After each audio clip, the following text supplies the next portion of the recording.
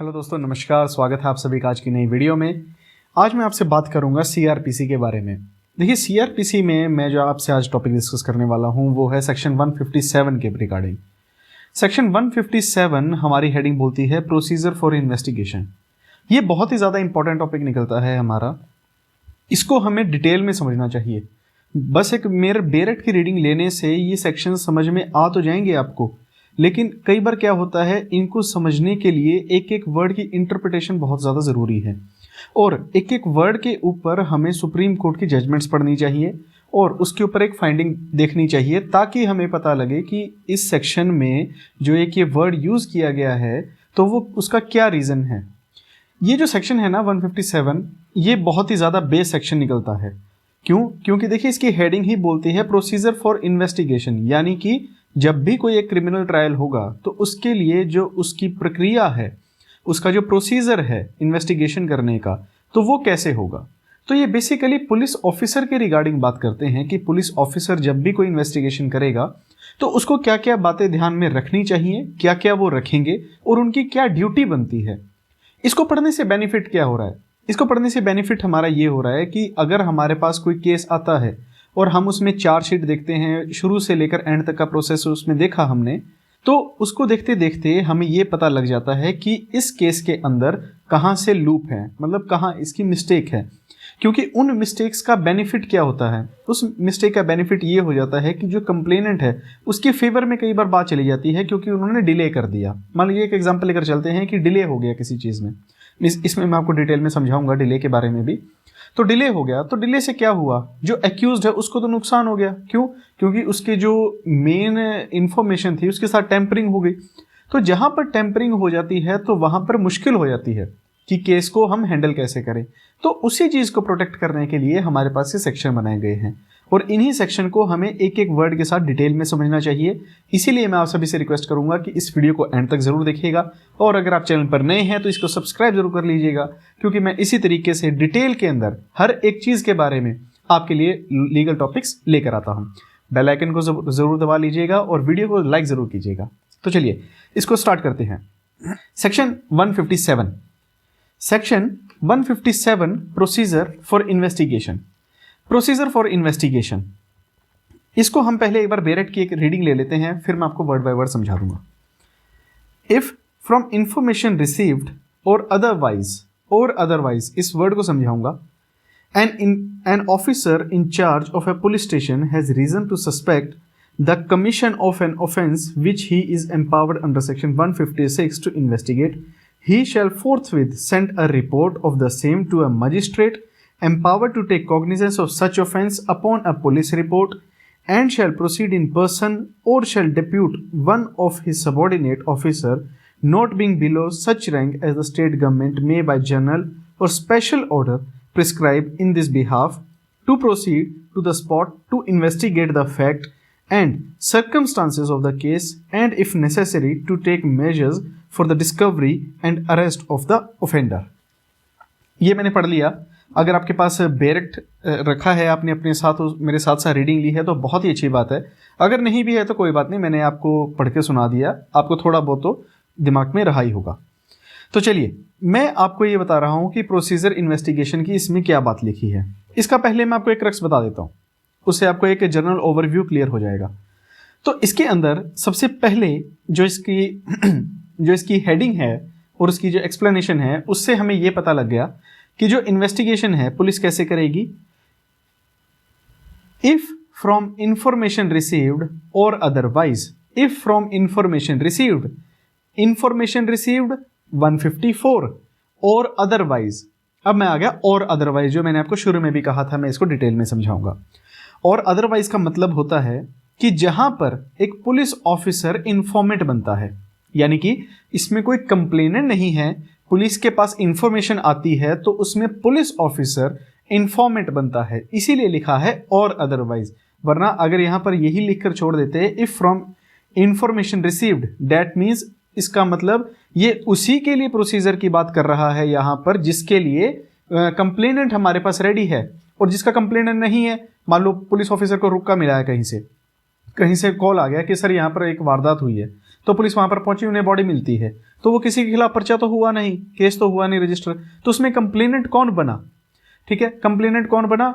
Police officer, क्योंकि police officer को पता नहीं किसने हमें कंप्लेंट करी है, क्या इंफॉर्मेशन है, तो पुलिस ऑफिसर खुद से उसमें कंप्लेनेंट बनते हैं, तो वो भी इसमें कंसिडर होगा। इसीलिए एक एक वर्ड आपको मैं कह रहा हूं, एक एक वर्ड को आपको समझना बहुत ज़्यादा ज़रूरी है। तो इसीलिए मैंने आपको बता दिया कि यहाँ पर ये लिखा है वर्ड अदरवाइज। अदरवाइज का मतलब जो इन्फॉर्मेशन पुलिस से भी मिली है, तो वहां पर पुलिस से इन्फॉर्मेशन मिलेगी या फिर कोई कंप्लेनेंट इन्फॉर्मेशन देगा, उसके बाद जो पुलिस ऑफिसर है उसकी इन्वेस्टिगेशन करेगा। इन्वेस्टिगेशन करने से पहले पुलिस ऑफिसर की एक ड्यूटी बनती है, जो कि हमारा 157 में क्लियरली लिखा है कि वो मजिस्ट्रेट को जाकर एक इन्फॉर्मेशन देगा इसके बारे में, क्या कि हमें ये कंप्लेंट मिली है, कंप्लेंट की कॉपी एक फॉरवर्ड होगी वहां पर मजिस्ट्रेट के पास, जिसकी भी जुरिस्डिक्शन वहां पर बनती है, तो उस मजिस्ट्रेट को वहां पर इन्फॉर्मेशन की कॉपी फॉरवर्ड हो जाएगी। और यहां पर अगला वर्ड आता है ही शैल फोर्थविथ सेंड अ रिपोर्ट।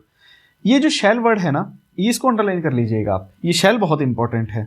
एक बात ध्यान रखिएगा, वर्ड्स जैसे कि शैल, मे, कैन, तो इन वर्ड्स को ध्यान से पढ़ा करें। तो शैल का मतलब क्या हो गया कि बाउंडेशन है, कंपल्शन है। मे का मतलब करे ना करे उनकी अपनी विल है, लेकिन शैल आ गया, पुलिस ऑफिसर वहां पर बाउंड है। तो shall forthwith send a report of the same to magistrate. Forthwith, ये वर्ड देखिएगा, फोर्थ विद, इसको भी अंडरलाइन कर लीजिएगा। फोर्थ विद का मतलब होता है इमीडिएटली। फोर्थ विद के ऊपर मेरे पास सुप्रीम कोर्ट की जजमेंट्स भी हैं। उससे पहले मैं आपको एक और बात बताना चाहूंगा कि मान लीजिए कि एक एफआईआर रजिस्टर करने में डिले हो गया।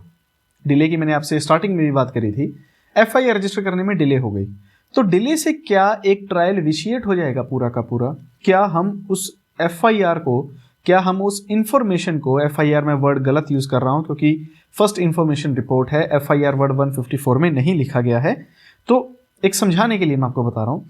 एफआईआर को रजिस्टर करने में डिले हो गई और उसके अंदर जो इन्फॉर्मेशन है, तो क्या उसको कंप्लीटली हम रिजेक्ट कर देंगे? तो बिल्कुल भी नहीं ऐसा होगा, क्योंकि एफआईआर डिले हुई है लेकिन उसके अंदर जो एविडेंसेस हैं, जो उसके अंदर मटेरियल है, डाटा है, वो बहुत ही ज़्यादा इंफॉर्मेटिव है। उस डाटा को हम स्ट्रेट अवे रिजेक्ट नहीं कर सकते।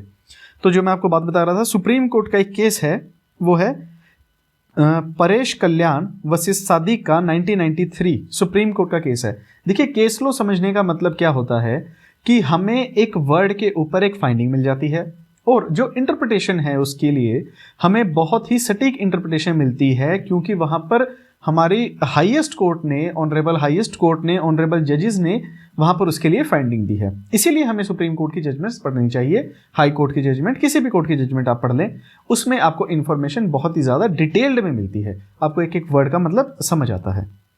तो यहां पर ये सुप्रीम कोर्ट ने बताया है कि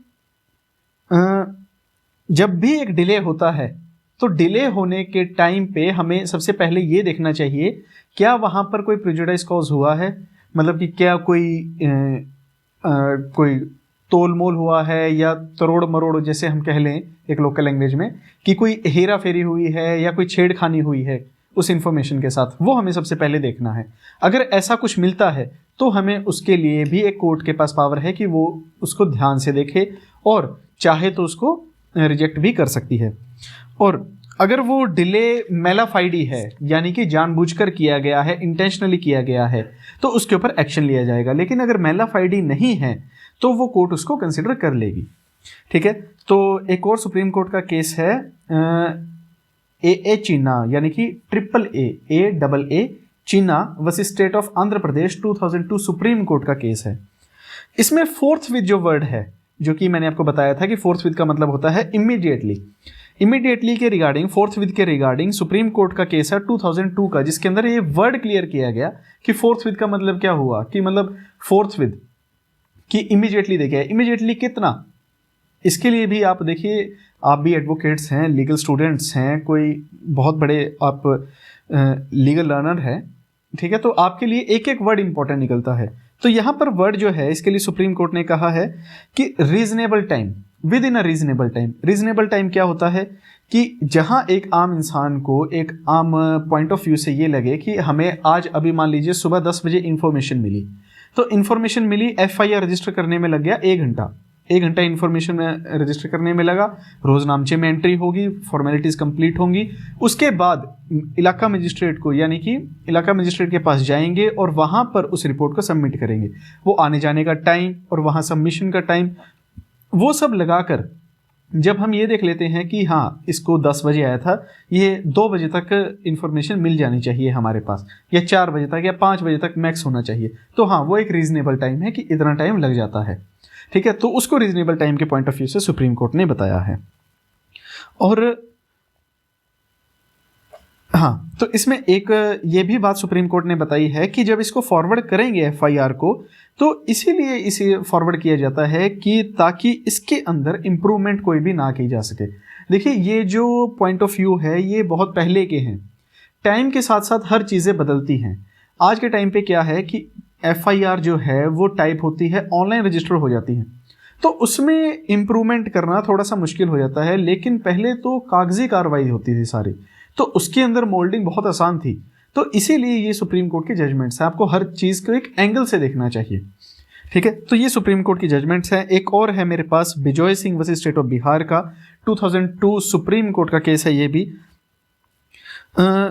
और इसमें यही बताया गया है स्टेट ऑफ बिहार वाले में, बिजोर सिंह में, कि ये मजिस्ट्रेट की ड्यूटी बनती है हमेशा कि वो एफआईआर को रिसीव करे, और जो हीनियस क्राइम्स के ऑफेंसेस आते हैं उनके ऊपर थोड़ा ज़्यादा ध्यान दिया जाए।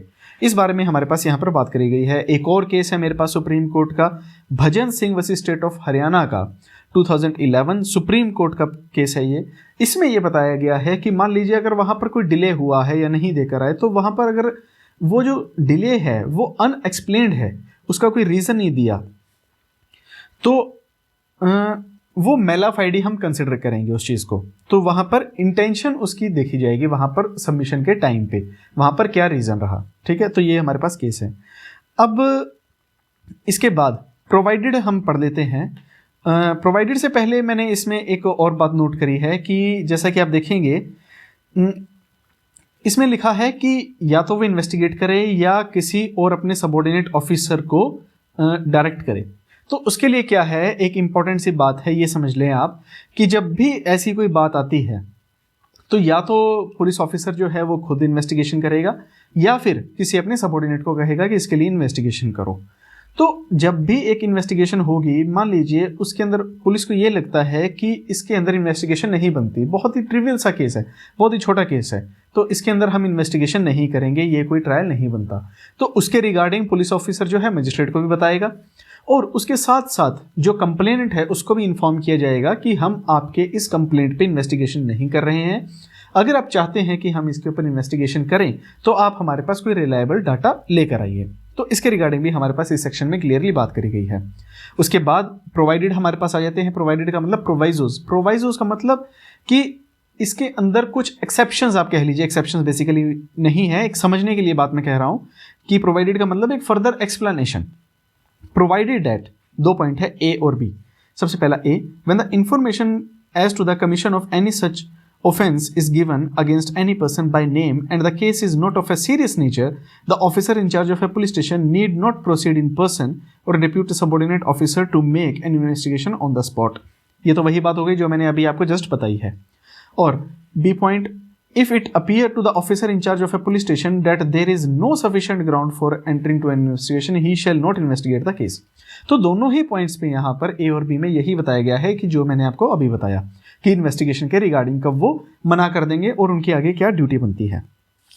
तो उसके साथ साथ हमें यहाँ पर इसके आगे की जो बात है ये प्रोवाइजोस ही गिवन है। एक सेकंड पॉइंट और है इसका, वो पढ़ लेते हैं। In each of the case mentioned in clause A and B of the proviso to subordinate section 1, the officer in charge of a police station shall state in his report his reasons for not fully complying with the requirements of that subsection, and in the case of mentioning in clause B of the said proviso, the officer shall also forthwith notify to the informant, if any, in such manner as may be prescribed by the state government, the fact that he will not investigate the case or cause it to be investigated। तो सारी की सारी बात जो मैं आपको just अभी explain कर हटा हूँ, यही सारी बात हमें यहाँ पर रिटर्न में 157 में क्लियरली गिवन है। तो यहाँ से आपको एक बात हमेशा ध्यान रखनी चाहिए कि प्रोसीजर जो है इसको हमें बहुत ध्यान से समझना है कि ये एक बेस है। अब इसके बाद का जो लिंक निकलता है वो निकलता है हमारा सेक्शन नंबर 41 से। 41 से जब हम स्टार्ट करते हैं कि अरेस्ट का प्रोसीजर, तो वहां पे अरेस्ट के रिगार्डिंग जितनी भी बात करी गई है उसको मैं अगली वीडियो में आपसे डिस्कस करूंगा। आज के लिए हम इतना ही, यहीं पर इसको स्टॉप करते हैं। सेक्शन 157 इसको आप ध्यान से समझ लें, एक एक वर्ड को पढ़ लें और जो मैंने सुप्रीम कोर्ट की जजमेंट्स बताई हैं उनको आप नोट डाउन कर लें। उम्मीद करता हूं कि आपको ये वीडियो बहुत ही ज़्यादा पसंद आई होगी। पसंद आई है तो इसको लाइक ज़रूर कर दीजिएगा। अगर आपको कोई भी फिर भी डाउट हो मुझे आप कमेंट सेक्शन में फ्रीली पूछ सकते हैं। अपनी फैमिली और फ्रेंड के साथ इसे शेयर ज़रूर कीजिएगा ताकि उन्हें भी पता लगे कि लॉ की डिटेलिंग कितनी ज़्यादा इंपॉर्टेंट है। अपनी फ्रेंड्स को अपनी क्लासेज में, अपने एडवोकेट्स के ग्रुप में प्लीज़ मेरी रिक्वेस्ट रहेगी आप सभी से कि इसको शेयर ज़रूर करें। Thank you so much. मिलेंगे अगली वीडियो में, तब तक के लिए नमस्कार।